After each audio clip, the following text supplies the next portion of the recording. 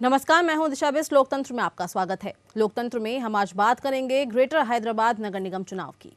ऐसे तो ये नगर निगम चुनाव है, लेकिन ये चुनाव किसी विधानसभा या लोकसभा से कम नहीं था। इस चुनाव में बीजेपी ने पूरी ताकत झोंक दी थी, लेकिन बीजेपी ओवैसी की पार्टी AIMIM का कुछ नहीं बिगाड़ पाई। ओवैसी को बीजेपी नुकसान नहीं पहुंचा पाई, लेकिन टीआरएस के बढ़ते कदम को बीजेपी ने रोक जरूर दिया है। 150 सीटों में से 99 सीटों पर कब्जा करने वाली टीआरएस अपने दम पर मेयर बनाने की स्थिति में नहीं है, यानी हैदराबाद में त्रिशंकु जनमत मिल रही हैं। बीजेपी ने टीआरएस को दिखा दिया है कि हम में भी दम है। अब सवाल है कि क्या ग्रेटर हैदराबाद नगर निगम के नतीजे बीजेपी के लिए संजीवनी है? क्या बीजेपी दक्षिण में अपना दबदबा बढ़ाने में कामयाब हुई है? क्या ओवैसी को हैदराबाद में हराने के लिए बीजेपी को और दम लगानी होगी? क्या सत्ता के सेमीफाइनल में बीजेपी का प्रदर्शन चंद्रशेखर राव के लिए खतरे की घंटी है? क्या नगर निगम के नतीजों से चंद्रशेखर राव सीख लेंगे? इन सवालों का जवाब जानेंगे, लेकिन इससे पहले देखते हैं ये रिपोर्ट।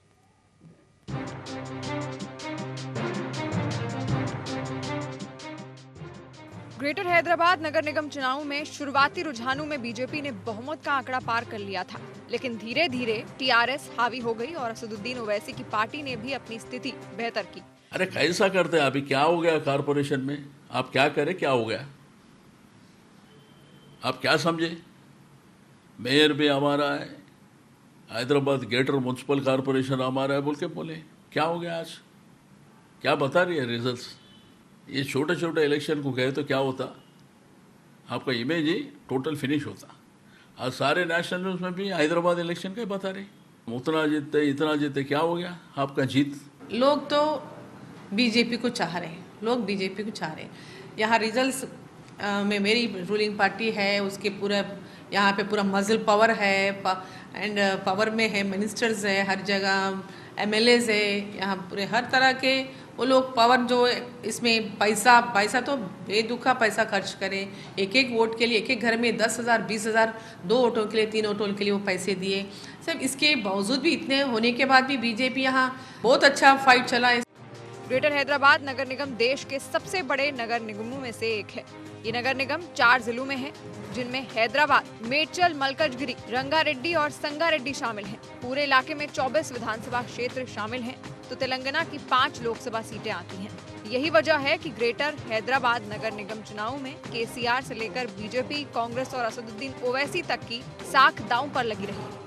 सारी पार्टियों में आज एक ही पार्टी है, भारतीय जनता पार्टी, जिसकी सीट बढ़ी है। भारतीय जनता पार्टी 4 सीट से आगे बढ़ रही है। Bharatiya Janata party is happy and satisfied with the results which we are getting in Hyderabad GHMC elections. In spite of the money, power and misuse and abuse of the official machinery by the state government, I think the BJP has done wonderfully good performance. इस बार 46.55% मतदान हुआ। 2009 के हैदराबाद नगर निगम चुनाव में 42.04% तो 2016 में हुई नगर निगम चुनाव में 45.29% लोगों ने ही वोट डाले थे। 2016 में हुए ग्रेटर हैदराबाद नगर निगम चुनाव की बात करें तो टीआरएस ने 150 वार्डों में से 99 वार्ड में जीत हासिल की थी, जबकि असदुद्दीन ओवैसी की पार्टी AIMIM को 44 वार्ड में जीत मिली थी। वहीं बीजेपी महज 3 नगर निगम वार्ड में जीत दर्ज कर सकी थी और कांग्रेस को महज 2 वार्डों में ही जीत मिली थी। Bureau report. और लोकतंत्र में हम यही चर्चा करेंगे कि ग्रेटर हैदराबाद नगर निगम चुनाव के नतीजे जिस तरह से आए हैं, उसके बाद क्या बीजेपी जिस तरह से किला फतेह करने की बात कर रही थी, बीजेपी अपने दमखम पर उतनी जीत हासिल कर पाई है, या क्या ओवैसी को हैदराबाद में हराने के लिए बीजेपी को और ज़्यादा दम लगानी पड़ेगी? क्योंकि जिस तरह से लगातार नतीजे सामने आए हैं, उसके बाद जो रुझान थे उसमें काफ़ी उलटफेर देखने को मिला है और हैदराबाद में त्रिशंकु जनमत मिल रहे हैं। बीजेपी ने टीआरएस को दिखा दिया है कि हम में भी दम है, और सवाल यही उठते हैं कि क्या ग्रेटर हैदराबाद नगर निगम के नतीजे बीजेपी के लिए संजीवनी है? क्योंकि बीजेपी जो दक्षिण में सिर्फ कर्नाटका में है, वो अब ग्रेटर हैदराबाद के नगर निगम चुनाव में इस तरह का प्रदर्शन करती है, तो सवाल तो ये भी उठता है जिस तरह से ये नगर निगम चुनाव है, लेकिन जो ये चुनाव हुआ, जिस तरह से यहाँ पर रैलियां की गई, ये चुनाव किसी विधानसभा या लोकसभा चुनाव से कम नजर नहीं आ रहा था। और इस चुनाव में बीजेपी ने अपनी पूरी ताकत झोंक दी। गृह मंत्री अमित शाह वहां पहुंचे, उत्तर प्रदेश के मुख्यमंत्री योगी आदित्यनाथ वहां पहुंचे, बीजेपी अध्यक्ष जेपी नड्डा वहां पहुंचे और रैलियां की गई। लेकिन बीजेपी ओवैसी की पार्टी यानी AIMIM का कुछ नहीं बिगाड़ सकी। जिस तरह से पिछले नगर निगम में ओवैसी के पास वोट थे, सीट्स थी, उसके करीब ही ओवैसी की सीट्स हैं और ओवैसी का कोई नुकसान नहीं पहुंचा पाई है बीजेपी। लेकिन टीआरएस की अगर हम बात करें, जहां पिछले चुनाव में टीआरएस के पास 99 सीट थी 150 में से, वो सीट काफी कम हो गई है। अब टीआरएस अपने दम पर मेयर बनाने की स्थिति में नहीं है। हैदराबाद में त्रिशंकु जनमत मिल रहे हैं। बीजेपी ने टीआरएस को दिखा दिया है कि हम में भी दम है और सवाल काफी उठते हैं कि क्या बीजेपी के लिए नगर निगम में जो नतीजे आए हैं वो एक संजीवनी है। और हमारे साथ इस चर्चा में जुड़ चुके हैं हमारे साथ दिलशाद अहमद जी, लीडर हैं AIMIM के। सर, आपका बहुत बहुत स्वागत है। हमारे साथ शकील उज़्मा अंसारी जी जुड़ चुके हैं, आप नेता हैं कांग्रेस से। सर, आपका भी बहुत बहुत स्वागत है। हमारे साथ विजय खेड़ा जी जुड़ चुके हैं, आप नेता हैं बीजेपी से। सर, आपका भी बहुत बहुत स्वागत है। सबसे पहला सवाल मेरा विजय खेड़ा जी आपसे है। सर, जिस तरह से आपने नगर निगम चुनाव में प्रदर्शन किया है और इस बहुमत के साथ 2023 में जब विधानसभा चुनाव के लिए पार्टी के कार्यकर्ताओं में और जो नेता हैं उनमें काफी उत्साह बढ़ेगा और आपकी उम्मीदें और बढ़ जाएंगी। हेलो हेलो हेलो विजय खेड़ा जी। हेलो हाँ हेलो जी। हाँ, क्या पूछा आपने मैडम? सॉरी सर, सवाल मेरा आपसे यह है, जिस तरह से चुनाव का प्रदर्शन रहा है, बीजेपी ने जो चुनाव किया, चुनाव में लड़ी है बीजेपी, लगातार आपके बड़े बड़े नेता वहां पर आए हैं और जो प्रदर्शन किया गया है, पिछले साल तक, पिछले बार जब नगर निगम चुनाव हुए थे उसमें 4 सीटें मिली थी, लेकिन इस तरह का प्रदर्शन काफी बेहतरीन प्रदर्शन था। और जब ये 2023 में विधानसभा चुनाव आएंगे तो उस समय पार्टी के जो कार्यकर्ता हैं, जो पार्टी के नेता हैं, उनका काफी मनोबल बढ़ेगा इससे। निश्चित तौर से पार्टी के कार्यकर्ताओं का मनोबल निश्चित तौर से बढ़ेगा जी। एक्चुअली क्या, पूरे हिंदुस्तान भर में जहाँ जहाँ चुनाव हो रहे हैं, भारतीय जनता पार्टी बराबर जीतती चली जा रही है, बाकी पार्टियां सब नीचे होती चली जा रही हैं। उसका कारण ये है कि लोग आस पड़ोस के प्रदेशों में और केंद्र की योजनाओं को, दोनों को देखते हैं कि जो केंद्र में सरकार चल रही है अब वो भ्रष्ट सरकार नहीं रही, अब लोगों के पास सुविधाएं पहुंच रही हैं। प्रदेशों में भी देखते हैं कि वहाँ विकास हो रहा है। अब वहाँ कर्नाटक में लोगों ने देखा कि सरकार चली, शांति स्थापित हो गई है, विकास हो रहा है, भ्रष्ट काम सब बंद हो चुके हैं, लोगों को सुविधाएं प्राप्त हो रही हैं। तो ये सब देख के लोगों में अपने आप से मोदी जी के प्रति श्रद्धा का भाव, उन पर विश्वास जग रहा है कि अब विकास होगा। अब जो के रखा है, जो बांट के रखा है कि हिंदी और अंग्रेजी, कभी भाषा के नाम पर, कभी धर्म के नाम पर, वो सब नहीं है। अभी भी आप देख रहे हैं कि लोग कह रहे थे कि ध्रुवीकरण हो गया, आधे वाले भी उसी लाइन में चल पड़े। अरे ध्रुवीकरण कहाँ हुआ वोट का? अब देखिए ना, पहले भी इतनी ओबीसी की लगभग सीटें थी 45, अब घट गई उसकी 4 ठो, और बाकी की नॉन मुस्लिम्स की जितनी सीटें थी नॉन मुस्लिम्स की उतनी ही है जी। फिर भी ध्रुवीकरण कह रहे हैं, क्योंकि लोगों को समझ आता नहीं, फट से एक दो शब्द सीख ले वही बोलेंगे ध्रुवीकरण। अरे जितने मुसलमानों की सीटें थी उतनी आज भी है, और जितने हिंदू की नॉन मुस्लिम्स की थी मतलब उतनी आज भी है। अब भारतीय जनता पार्टी की घुसपैठ उसमें हो गई है, तो ध्रुवीकरण कहाँ हुआ इसमें? हमको तो दोनों वोट मिले हैं। अब हम जब काम करेंगे तो मुस्लिम्स का भी, जिसको ओबीसी ने जिनको बरगला रखा है, उनको भी विश्वास जग जाएगा। तो विधानसभा के चुनाव आने तक हमको भारी मुस्लिम वोट भी वहाँ मिलने वाला है।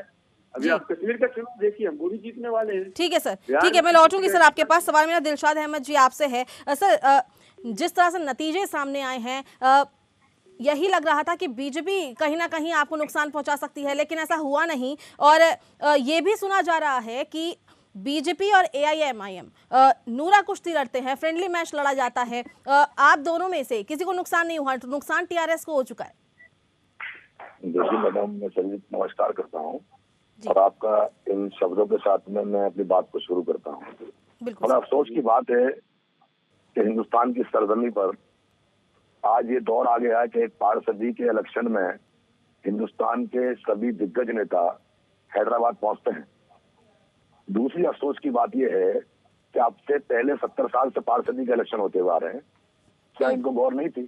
तीसरे मुद्दे की बात यह है कि मुख्यमंत्री योगी आदित्यनाथ उत्तर प्रदेश को छोड़ के या प्रचार में आते हैं कि पूरी दुनिया के अंदर इन सब लोगों को एक ही लीडर दिखाई देता है, असदुद्दीन ओवैसी, जो हक की लड़ाई लड़ता है, पिछलों की लड़ाई लड़ता है, जो मजलूमों की आवाज को उठाता है। तो मेरा कहना यह है मैडम, सबसे पहली बात हार जीत की नहीं है। बात सवाल यह है कि उत्तर प्रदेश के अंदर या पूरे हिंदुस्तान के अंदर जो जुल्म हो रहा है, इन नेताओं को उन पर तो गौर है नहीं। कि पार्षदी के चुनाव के अंदर आके बड़े बड़े धरने देकर, बड़े बड़े काफिले निकाल कर ये लोग ये साबित करना चाहते हैं कि हम हिंदुस्तान के पूरे मुस्तकबिल को बदल देंगे। ऐसा नहीं है मैडम। मुद्दे की बात यह है कि बैरिस्टर असदुद्दीन ओवैसी साहब हक की लड़ाई लड़ रहे हैं, जिसमें ये वादा डाल रहे हैं। एक बात। दूसरी बात, हमारा कुछ नहीं बिगड़ा है, अल्लाह का शुक्र है, हम तेजी से आगे बढ़ रहे हैं। MIM के हाथों को मजबूत जनता कर रही है। दूसरी बात रही बीजेपी की बात, अभी तक लोग बीजेपी की बी पार्टी बताते हुए आए हैं MIM को। लेकिन मैडम मैं आपको एक बात बता दूं, 150 पार्षदी लड़ाई है कांग्रेस ने, और मैं ये कहना चाहूंगा खुले शब्दों में कि बीजेपी की बी पार्टी कांग्रेस है अब, और ये हैदराबाद में साबित कर दिया है। अब कहाँ गई वो आवाज है, कहाँ गई वो कमेंट है, कहाँ गए वो दिग्गज नेता? कांग्रेस खुलेआम बीजेपी का समर्थन कर रही है, कांग्रेस बीजेपी को पूरी पूरी सपोर्ट कर रही है। ठीक है, बीजेपी की बी पार्टी कांग्रेस है, क्योंकि ओवैसी हारेगा तो इन सबको अपना एक प्लेटफॉर्म मिलेगा। इसका मुद्दा क्या है? ठीक है सर, इसका सवाल मैं शकील उज़्मा जी से जान लेती हूँ। अंसारी जी, सवाल मेरा आपसे है, जिस तरह से आप लगातार ये कहते आए हैं कि AIMIM बीजेपी की बी पार्टी है, लेकिन आज AIMIM खुद कह रही है कि कांग्रेस बीजेपी की बी पार्टी है, और अगर असदुद्दीन ओवैसी की पार्टी हार जाती है तो कांग्रेस को इससे फायदा मिलता है। सर क्या कहेंगे इस पर? देखिए, सच को आईना नहीं दिखा सकते हैं। ओवैसी साहब की ये जो रिप्रेजेंटेटिव बोल रहे हैं जी, उनकी बात को लोग, जो हिंदुस्तान की जनता है, एक मजाक समझेगी। सबसे बड़ी बात है जीत हार का। तो ये बात ठीक है कि कांग्रेस का बहुत ही खराब प्रदर्शन हुआ, इससे हम अफसोस भी है, दुख भी है, और पार्टी संगठन में इसको मजबूती से उठाना है। लेकिन जहां तक बीजेपी और ओवैसी संबंधों का ताल्लुक है, वो आप देखिए कि सबसे पहले कि बीजेपी के जितने दिग्गज बड़े नेता एक कॉरपोरेशन के इलेक्शन के लिए हैदराबाद पहुंचे जी। ये क्यों ऐसा हुआ कि क्यों पहुंचे? आप उससे पहले बिहार का इलेक्शन हुआ, जहां ओवैसी साहब की वजह से कम 30 सीटों का नुकसान हो गया। ये तो जीते 5 और 25 सीटों को बीजेपी को इन्होंने जितवाया। आज इलेक्शन है सबसे महत्वपूर्ण बंगाल का, और बंगाल के इलेक्शन में ये बात बहुत तेजी से पूरे सेकुलर जनता को पता लगी है जी। और है भी सच्चाई बिहार के इलेक्शन में सिद्ध हो गया कि ओवैसी साहब बीजेपी को ही जिताने का काम करते हैं, और ये बंगाल में भी जा रहे हैं। इसीलिए बीजेपी के नेता वो जाते हैं हैदराबाद में ये खामोखा का ये शो करने के लिए कि हम और ओवैसी भी संघर्ष आमने सामने कर रहे हैं, ताकि बंगाल की जनता को ये दिखाया जाए, उनको समझाया जाए कि नहीं, ये ओवैसी मिले हुए नहीं हैं, और वो वहाँ वोट के काटने का काम करें, और वोट के काटने के बाद तो यहाँ बंगाल की जमीन पर भी बीजेपी को कुछ फायदा पहुंचा दें। ये एक साजिश का हिस्सा है। बिल्कुल ठीक है सर, मैं लौटूंगी आप सभी के पास, क्योंकि मुझे एक छोटे से ब्रेक के लिए यहाँ पे रुकना पड़ रहा है। लोकतंत्र में रुकता है एक छोटे से ब्रेक के लिए, फौरन हाजिर होते हैं। ब्रेक के आपका स्वागत है। आप देख रहे हैं लोकतंत्र, और हम ग्रेटर हैदराबाद नगर निगम चुनाव के नतीजों की बात कर रहे हैं, और चर्चा लगातार हमारी जारी है। सवाल मेरा दिलशाद जी आपसे है। सर, ब्रेक में जाने से पहले अंसारी जी ने कहा कि आपकी पार्टी और बीजेपी की पार्टी लगातार साथ मिलकर चुनाव लड़ रहे हैं, चाहे बीजेपी बिहार की बात हो, बिहार में भी उनकी पार्टी को काफी नुकसान हुआ है। सर, इस पे क्या कहेंगे? लगातार आप पर यही आरोप लगे हैं कि आप बीजेपी के साथ मिलकर चुनाव लड़ते आए हैं। मैडम, सबसे पहले मुझसे कमेंट कीजिए आप कि आप मेरी बात को काटेंगे नहीं। जी, शुरुआत कर रहा हूँ मैं जी। मैडम, मैं अपने दानिशवर नेताओं से कहना चाहूंगा, दिग्गज नेताओं से, कि अगर बीजेपी के लिए हम काम करते हैं तो बीजेपी को तो हम हैदराबाद में आने नहीं चाहिए था। उसके बाद में कोई भी बेवकूफ इंसान किसी से पैक्ट करता है तो क्या अपने घर में चोरी कराएगा वो? एक मुद्दा। मुद्दा नंबर 2 कि आज खुलेआम कांग्रेस ने साबित कर दिया है कि 100 नहीं 1000% कांग्रेस बीजेपी के लिए काम कर रही है। क्यों कर रही है? हिंदुस्तान को खोखला करने में 70 साल में कांग्रेस का हाथ रहा। अचानक बीजेपी सरकार आई, नरेंद्र मोदी जी हमारे प्रधानमंत्री बने। उनके साथ साथ होता यह है कि इनके जो पुराने कारनामे घोटाले थे वहां मोदी जी ने दुखती रस पे हाथ रखा, इन्होंने डील की और हिंदुस्तान के अंदर एक नई फिजा चल रही है। अभी इन्हें मालूम है कि हमारे घोटाले खुलेंगे, बीजेपी हमें अंदर डालेगी। तो मैडम, बीजेपी की बी पार्टी हम नहीं है, बीजेपी की बी पार्टी कांग्रेस है। हम कांग्रेस को बताना चाहते हैं कि हम बंगाल क्यों नहीं जाएंगे, उत्तर प्रदेश क्यों नहीं जाएंगे, हम पूरे हिंदुस्तान के अंदर MIM का परचम लहराएंगे और हमें कोई नहीं रोकने वाला इंशाल्लाह।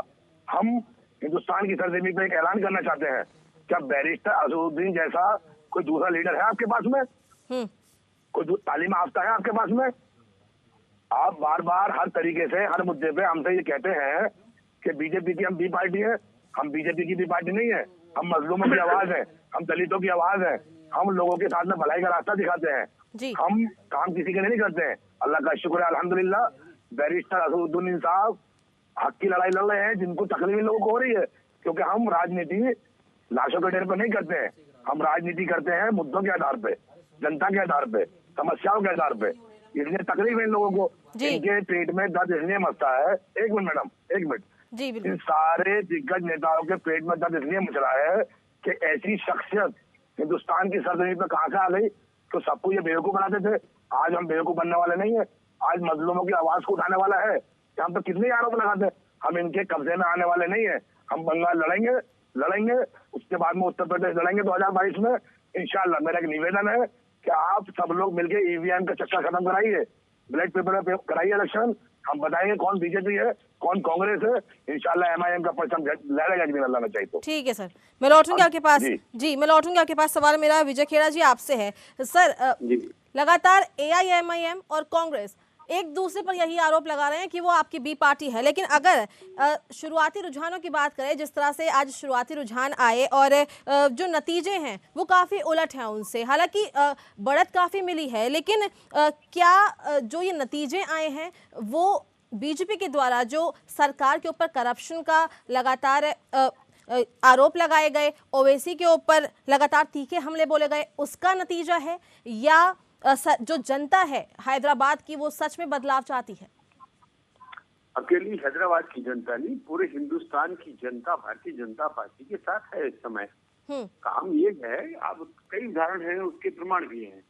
एक लोकसभा में 5 साल शासन चलाने के बाद दोबारा सीटों का बढ़ जाना ये मामूली बात नहीं है। इसको समझना होगा कि पूरे देश में लोकसभा की सीटें 5 साल के बाद एक ही सीट गई, कमी नहीं उल्टी बढ़ गई बहुत सारी सीटें। इसका मतलब हमारे काम से लोग खुश थे।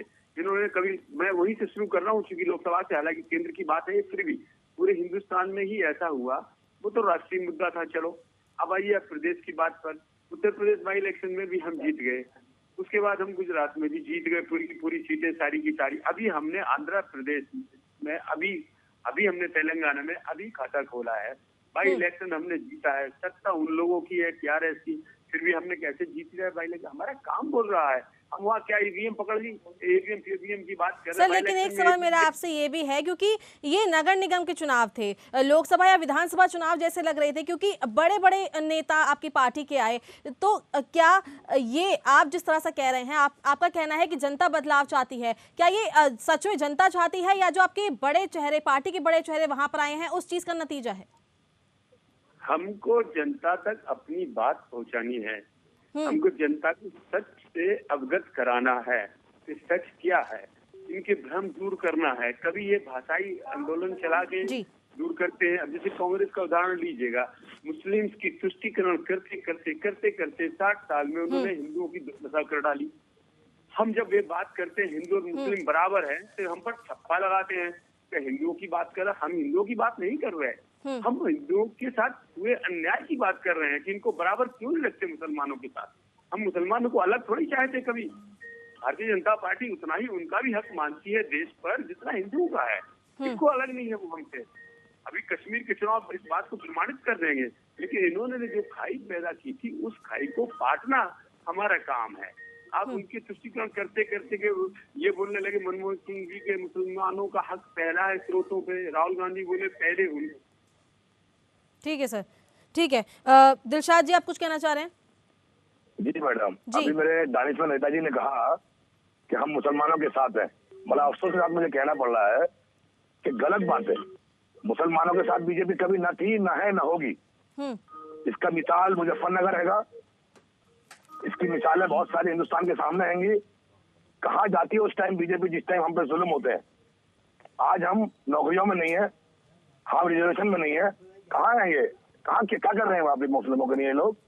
1 लाख समस्या उत्तर प्रदेश के अंदर खड़ी है अभी। कहाँ गए थे ये नेता लोग? कहाँ है हमारा रिजर्वेशन? कहाँ है नौकरियां? जहाँ पे हम लोगों को तालीम याफ्ता स्कूल खुलवाने चाहिए, वहाँ हमारे घरों मोहल्लों में चौकी खुलवाई जाती है। कौन उठाता है हमारी आवाज को? गलत कह रहे हैं। बीजेपी कभी मुसलमानों की थी नहीं, ना होगी कभी। ठीक है। मुस्लिमों के साथ में भलमनसाई की बात करके उनके वोट बैंक को न कभी आप लोगों ने बनाया है, न बना पाएंगे। मुस्लिमों की लड़ाई माननीय अशरफुल ओवैसी साहब लड़ रहे हैं, इंशाल्लाह वो लड़ेंगे, लड़ते रहेंगे। हम उनके साथ हैं, पूरी आवाम उनके साथ है। और ओवैसी साहब कभी भी मुसलमानों की बात नहीं करते हैं, दलितों की बात करते हैं, पिछड़ों की बात करते हैं। वो नस्ले इंसानियत की बात करते हैं। इनके अंदर तो इंसानियत ही नहीं रही किसी के अंदर भी। तबाह हो रहे हैं हमारे हिंदुस्तान के बहुत सारे प्रदेश। कहाँ रहते हैं ये लोग? प्रचार करने के लिए हैदराबाद आते हैं, उत्तर प्रदेश में आग लगी रहती है। विकास नहीं हो रहा है, एजुकेशन पे काम नहीं हो रहा है। किसान हमारे वहां धरने पे बैठे हैं। कॉर्पोरेशन का इलेक्शन हो गया इनके लिए, बताइए आप। कॉर्पोरेशन इंपॉर्टेंट हो गया, किसान भूखा मर रहा है। जो लोग हमारे लिए अनाज को उगाते हैं, चावल को उगाते हैं, हमारे बच्चों के पेटों को भरने के लिए प्रयास करते हैं, आज कॉर्पोरेशन के इलेक्शन को लड़ने के लिए आप लोग आ गए यहाँ पर, यहाँ पूरे मामला करने के लिए। क्या कर रहे हैं आप किसानों के लिए? बताइए, आप मुझे जवाब दीजिए। आज किसानों से बात करने के हकदार नहीं है आप लोग। वजह क्या है इस चीज की? वैसे ही दिखा देते हैं। दूल्हा भाई के पीछे पड़ना बंद कीजिए, किसानों की समस्या का हल कीजिए, वो आपकी राजनीति होगी। हम नस्ले इंसानियत की लड़ाई लड़ते हैं हम लोग। माननीय ओवैसी साहब ने पार्लियामेंट में बिल फाड़ा, वो नस्ले इंसानियत के लिए फाड़ा, ना हिंदू के लिए फाड़ा, ना मुसलमान के लिए फाड़ा, नस्ले इंसानियत के लिए। बताना कौन सा आदमी आया? बिल ये लोग लेके आते हैं, फाड़ते हम लोग हैं। क्यों?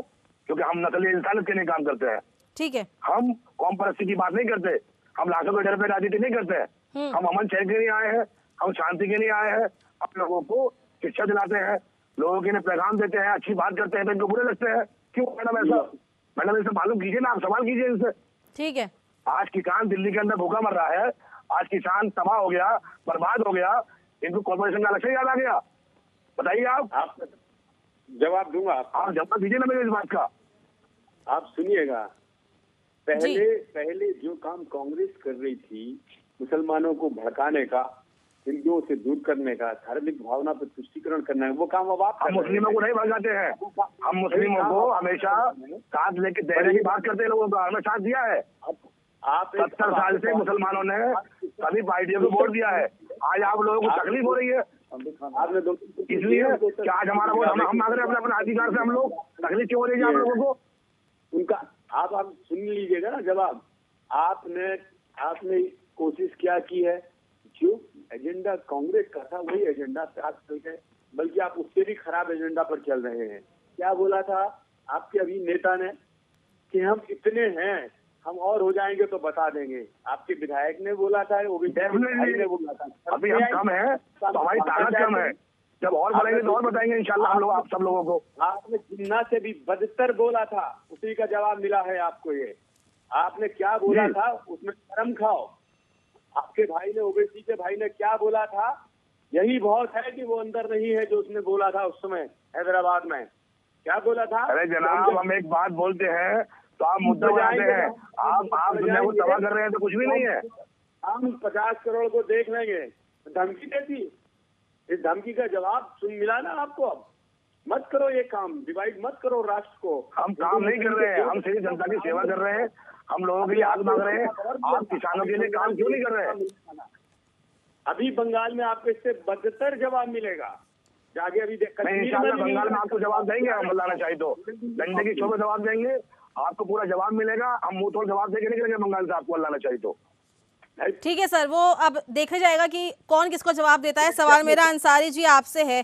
सर, जब मैंने आपसे सवाल पूछा था तो आपने ये कहा था कि AIMIM और बीजेपी साथ में मिलकर लड़ रही है और बिहार में भी यही हुआ कि काफ़ी नुकसान हो गया। लेकिन अगर आपकी पार्टी की बात की जाए, कांग्रेस की बात की जाए सर, ऐसी हालत हो गई है सर, देश की राष्ट्रीय पार्टी है लेकिन हमेशा उसका स्तर गिरता जा रहा है। जो भी चुनाव है सब जगह हार का सामना करना पड़ रहा है। आपने कहा था हैदराबाद में लोग बाढ़ से परेशान हैं, जनता जवाब देगी, लेकिन सर जनता ने जवाब दे दिया है। जो नतीजे आए हैं उससे साफ पता चल गया है कि जनता क्या चाहती है। देखिए, एक तो आपने ये कहा कि मैंने कहा कि ये दोनों मिल के लड़े जी। ये दोनों कोई अलायंस करके तो लड़ते नहीं है। जनता के आंख में धुआं झोंक के लड़ते हैं, ये एक साथ नहीं लड़ते हैं, ये एक दूसरे की मदद के लिए लड़ते हैं। ओवैसी साहब के अभी रिप्रेजेंटेटिव की बड़ी बड़ी बात कर रहे हैं जी।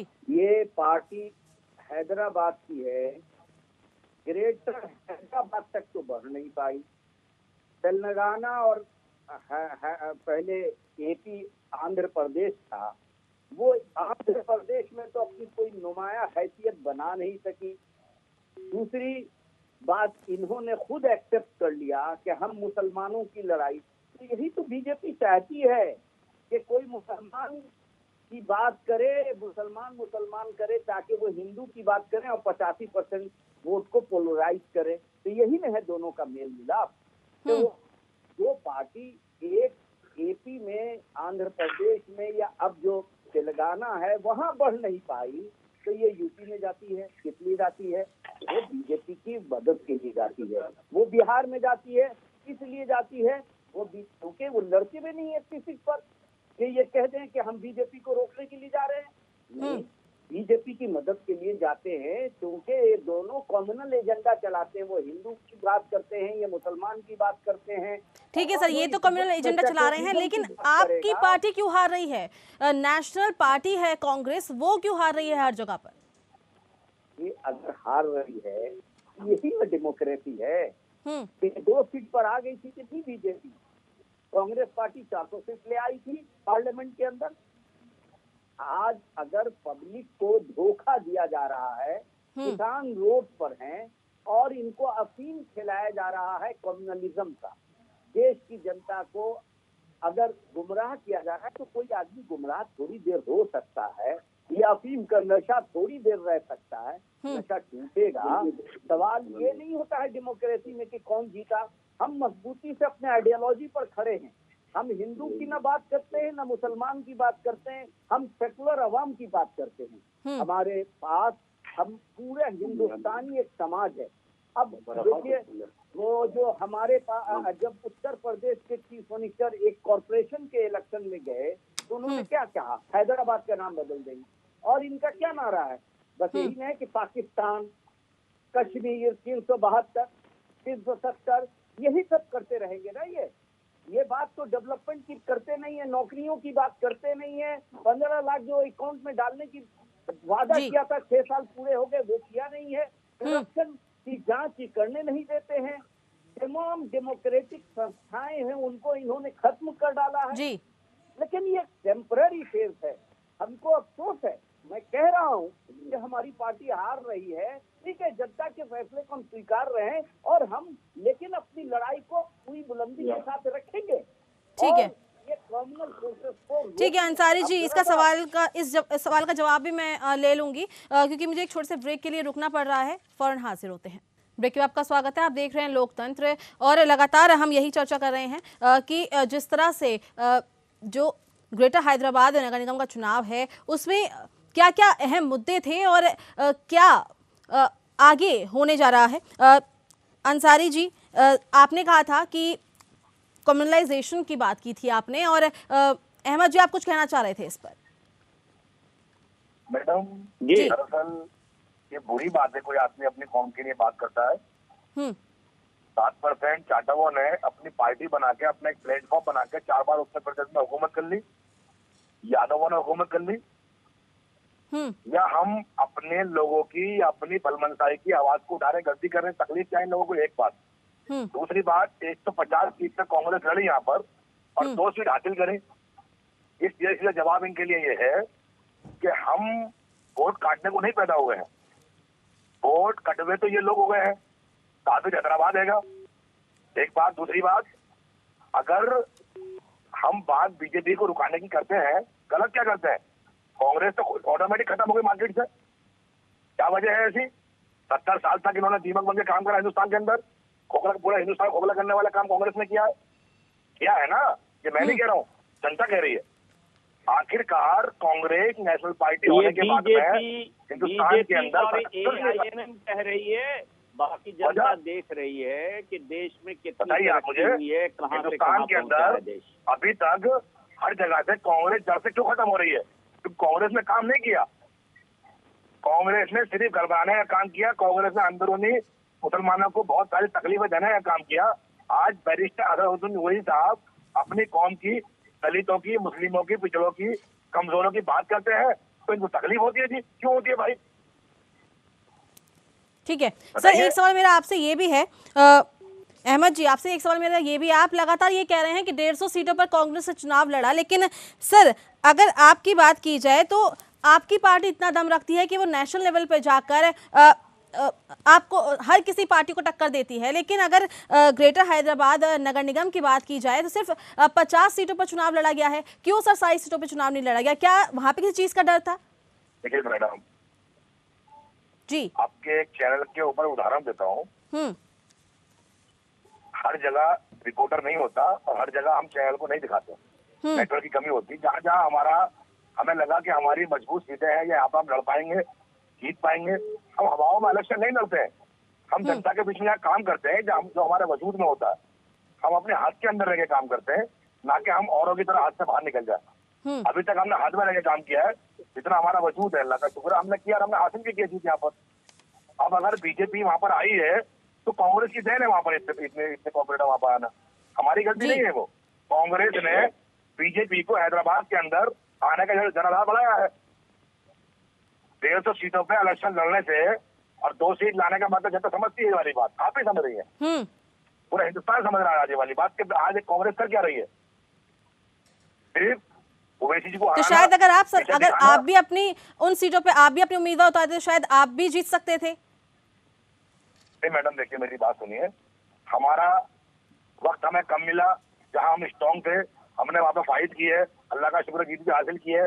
जरूरी नहीं है कि हम 5-1.5 सीटों पर लड़के 2 सीट लेकर आए, हमारा मकसद होता है कि हम 10 सीट लड़े, टारगेट करें, उनको जीते अपनी सीटों को। हमारा मकसद वोट खराब करवाना नहीं है किसी का भी, इनका तो वोट बैंक खराब करने का मकसद हो गया है।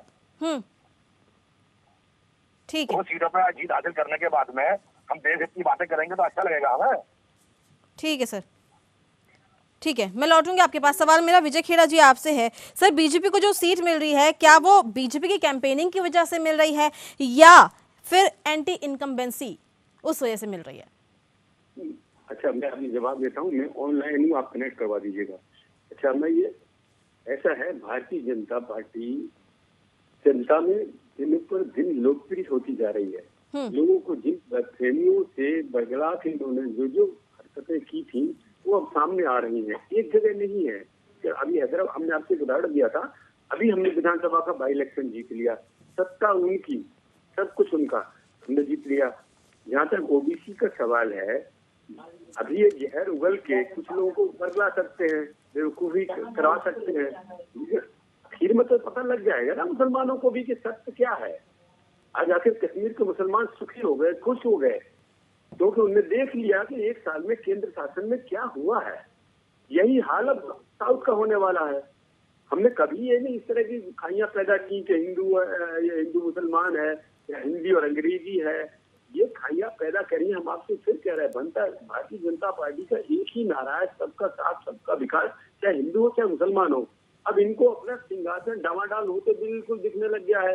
अब तो मुसलमान भी गए, उनकी समझ में तो आ गई, अब इनको फिर बरगला रहे हैं, नई नई बातें पैदा करके। गए थे बिहार, ठीक है 4 सीटें आप जीत आए मुस्लिम क्षेत्र में, हो सकता 2-4 बंगाल में आप जीत जात के चले आए, लेकिन एक सपना अपना देखना दूर कर दें। हैदराबाद में मेयर तो बना नहीं पाए, ये क्या करेंगे सिवा बरगलाने के अलावा? इस पार्टी को चाहिए सर, लेकिन बात तो आपकी पार्टी ने भी की थी कि हैदराबाद में आपका मेयर बनेगा, बीजेपी का मेयर बनेगा। मेयर तो आप भी नहीं बना पाए हैं शायद। हमने तो बहुत बना लिया, हमें जो मिलना था मिल गया। हम ये बोल रहे हैं कि हम मेयर नहीं। लेकिन सर, कहा तो यही गया था आपकी पार्टी की तरफ से कि बीजेपी का मेयर बनेगा हैदराबाद में। आप ठीक कह रहे हैं। कभी कोई ये बोलेगा कोई पार्टी वाला कि हमारा मेयर नहीं बन रहा जी, हम तो ऐसे ही चुनाव लड़ रहे हवा में। अरे हमें उम्मीद थी, और हमें उम्मीद थी कम से कम हम 40 सीटें अवश्य जीतेंगे, और हम अपनी उम्मीद से ज्यादा पा गए हैदराबाद में। हम तो खुश हैं बहुत, क्योंकि हमें तो 4 से 44 जा रहा है ना। जरा 11 गुना सीटें बढ़ गई हैं। जरा कल्पना कीजिएगा इस बात की। छोड़ दीजिए मेयर किसका बने, तो चुनाव है, लोग हारते हैं जीतते हैं, कभी किसी का बनता कभी किसी का नहीं बनता है जी। तो सर, जिस तरह से बीजेपी लगातार इस चुनाव को लिटमस टेस्ट की तरह सोच रही थी, तो क्या अब आपको लगता है कि 2023 के विधानसभा चुनाव में बीजेपी का कब्जा है हैदराबाद में? बिल्कुल लगता है। हमने तो बताया ना, जो हमारी उम्मीद थी हम उतना पा गए हैं। हमारे लिए तो बड़ी भारी सफलता है। अब जरा टीआरएस को सोचिएगा, इनने शासन चलाया और मट्टी हो गई इनकी, 100 से लेके आधे पे चले आई है। इन्होंने ओबीसी के साथ मिलके भी चुनाव लड़के देख लिया, तभी भी मट्टी हो गई। लोकसभा की सीट ओबीसी के लिए छोड़ के रखी हुई थी। ये सब क्या है? जनता तो ज्यादा दिन बिल्कुल थोड़ी बना सकती है, अब समय बदल चुका है। मीडिया है, सब बातें पहुंच जाती है। अभी हम लोगों ने इतने जब भी शौचालय बनाए हैं, हमने जब गैस के कनेक्शन दिए हैं करोड़ों में, तो कभी ये थोड़ी सोचा ये मुस्लिम का घर है, ये हिंदू का घर है। तो ये खाई पैदा करना चाहते कि नहीं होगी। हिंदू मुस्लिम बिल्कुल एक जैसा रहेगा और एक जैसे अधिकार होंगे इसको हिंदुस्तान में। यही भारतीय जनता पार्टी करेगी। किसी के कम न किसी के ज्यादा। जो भारतीय है वो भारतीय है, चाहे किसी धर्म का हो। और ये हम बात फैलाने में कामयाब हो गए। कुछ मुस्लिम क्षेत्रों में जो बरगला रहे वो भी चाहिए इसका जवाब दे दें। एक एक करके उस शहर के अंदर जो बंद शहर है, वहां से हिंदू क्यों चले गए बाहर, घर छोड़ छोड़ के हैदराबाद में? क्या किया इन लोगों ने उनके साथ? क्यों इतना डर पैदा कर दिया उन लोगों में? एक एक करके सारा खाली हो गया है जो बॉर्ड सिटी है अंदर वाला। अब जरा देखिए सही, सारे वोटर बाहर हैं। ये नहीं चाहते हम। जहाँ जहाँ इकट्ठे होके इनके नेता जो बरगलाते हैं और खाई पैदा करते हैं, वो नहीं होना चाहिए। ये जो कहते हैं ना, अरे हिंदू सता, कौन हिंदू किसको सता रहा है? जहाँ मुसलमान 5% है, 10% है, 12% है, कभी कोई निकाला गया? कभी किसी को भागना पड़ा? कश्मीर से तुमने लाखों लाखों हिंदू पंडितों को भगा दिया इकट्ठा होके।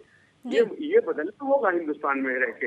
ये नहीं चलेगा ज्यादा दिन। ठीक है खेरा जी, इसका जवाब अहमद जी देना चाहते हैं।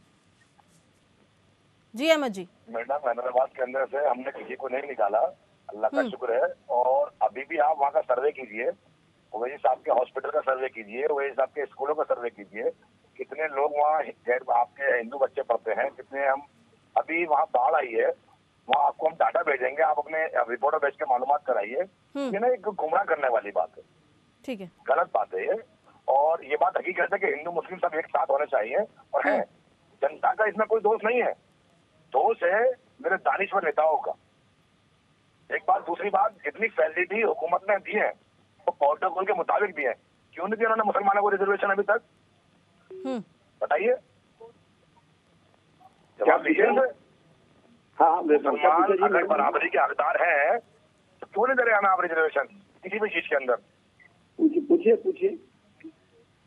क्या पूछ रहे हैं? रिजर्वेशन क्या पूछ रहे हैं? रिजर्वेशन के लिए आप कहते हैं कि हिंदू मुस्लिम साथ चलेगा, हिंदू मुस्लिम साथ है, और मुसलमानों को वहाँ हैदराबाद के मुसलमानों ने हिंदुओं को निकाल दिया है। पहली बात गलत है आपकी। वहाँ आप जाके देखिए, वहाँ हिंदू मुस्लिम बहुत अच्छी प्यार से रहते हैं, बहुत भाईचारे से रहते हैं। आप क्या पूछ रहे हैं अभी? रिजर्वेशन क्या? हमारे स्कूलों के अंदर जाके देखिए, हमारे हॉस्पिटल के अंदर जाके देखिए, जो हमने MIM के बनाना किया, वहाँ पर अल्लाह का शुक्र है वो किसी को नहीं निकाला। आपने अपनी मर्जी से निकल चला जाए तो क्या हुआ? नहीं है ना मैडम। अभी आप हमसे क्या कह रहे थे? रिजर्वेशन क्या पूछ रहे थे? अभी आपने कहा कि हम सबके साथ हैं, हिंदू मुस्लिम साथ है, तो अभी तक आपने मुसलमानों को बराबरी का रिजर्वेशन क्यों नहीं दिया?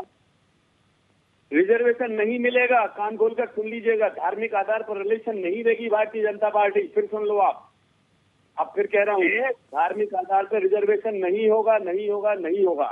लेकिन ओबीसी मुसलमान है तो उनको रिजर्वेशन मिलेगा। ओबीसी का जितना ओबीसी मुसलमान है, खूब उनको रिजर्वेशन पूरा मिल रहा है हिंदुस्तान भर में, वो मिलेगा।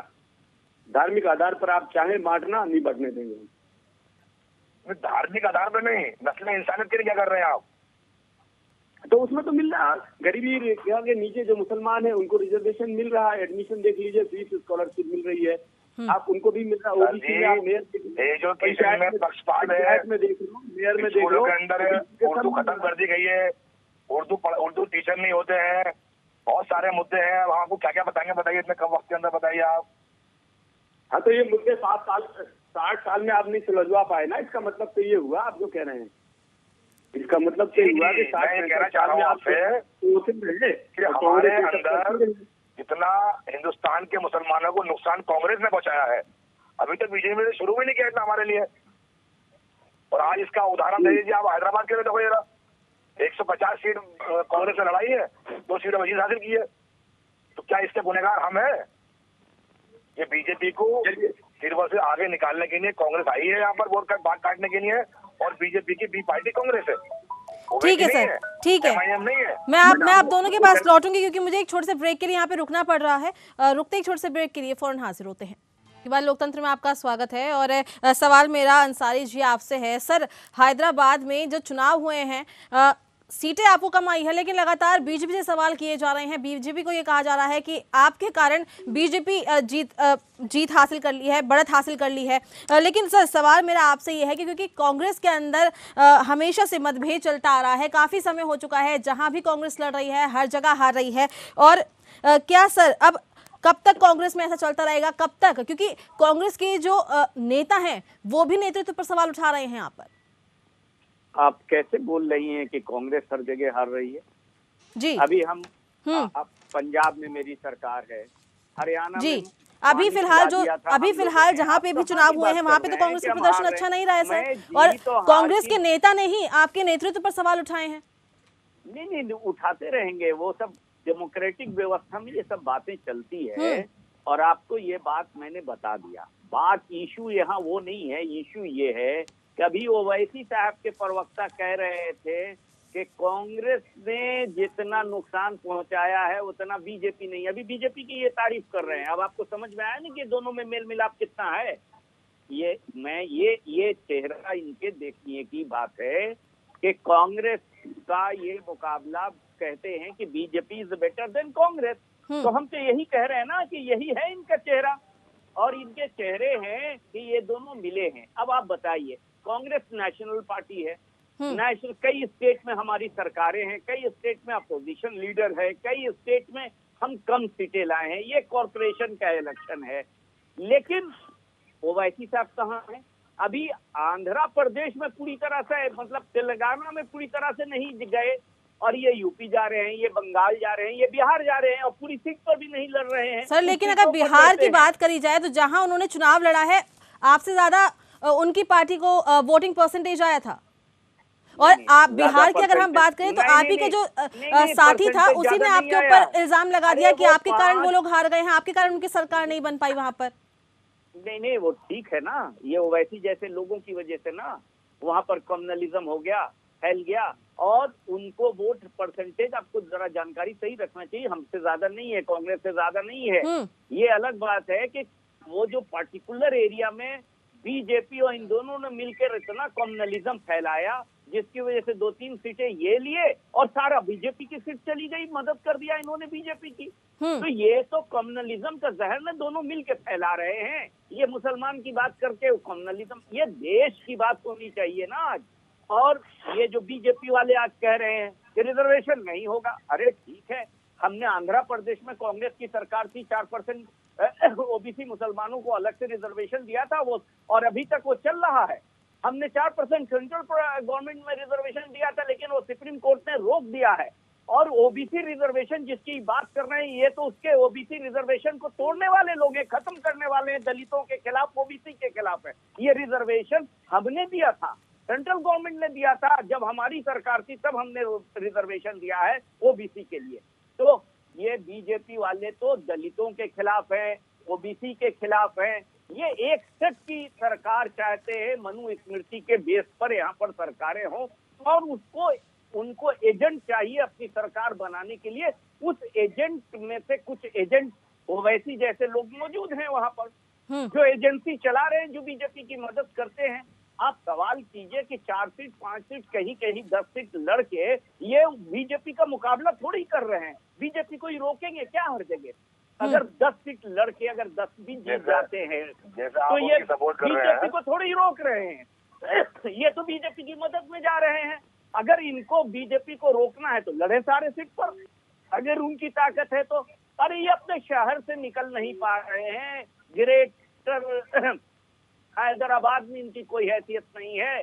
टीआरएस से छोटी पार्टी है इनकी पार्टी, चाहे अलायंस में ही हो। इनके अभी कॉर्पोरेशन में भी कम सीटें आई हैं। 2022 में इंशाल्लाह उत्तर प्रदेश साबित करके दिखा देंगे। और उसके बाद आप असेंबली में आपकी कोई पोजीशन नहीं है, थोड़ी सी सीट जीतते हैं और आप पूरी दुनिया में हिंदुस्तान भर में निकल जाते हैं। अरे पहले एक स्टेट पर कब्जा कीजिए ना, तो आप कह दीजिए कि हम वहाँ की सरकार आपकी है।